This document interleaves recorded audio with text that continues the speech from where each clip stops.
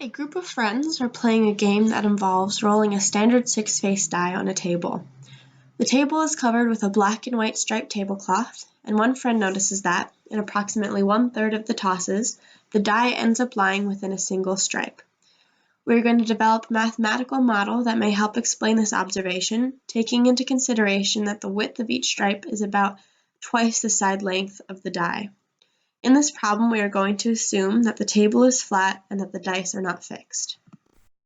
Okay, so let's start by saying that x is equal to the side length of the die. And I'll draw a die here with both sides x and a diagonal length a. We know this will be root 2x from the Pythagoras theorem. And then we'll draw an additional die to solve for the perpendicular distance from the center of the die. Half of length a is root 2 over 2x, and we'll call this angle alpha. And again, with the Pythagoras theorem, we know this distance will be root 2 over 2x cosine alpha, in which 0 is less than or equal to alpha, which is less than or equal to 45 degrees.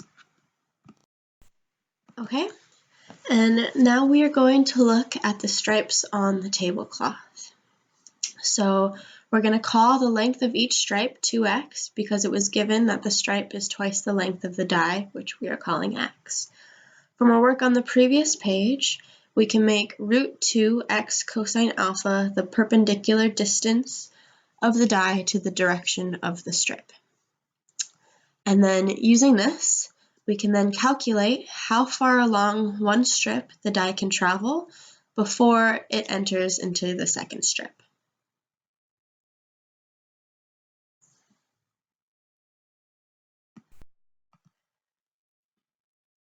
Okay, so now we're going to look at that equation.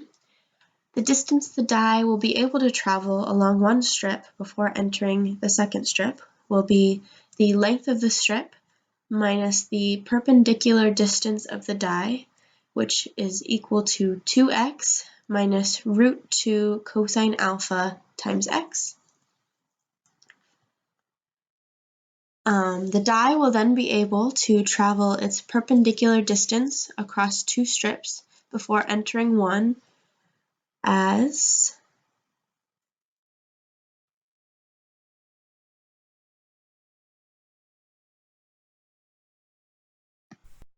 so p theta is equal to the distance in one strip over the total length of the strip, and this is equal to 2 minus root 2 cosine theta over 2.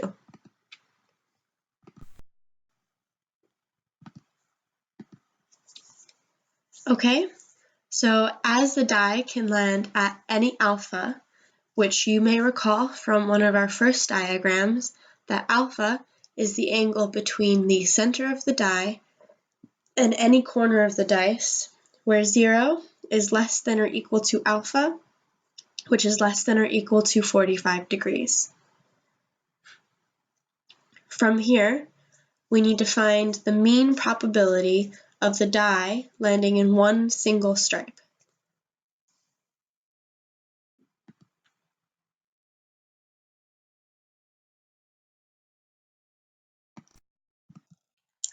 Okay, so we can solve for this probability using mean is equal to 1 over b minus a times the integral from a to b f of x dx.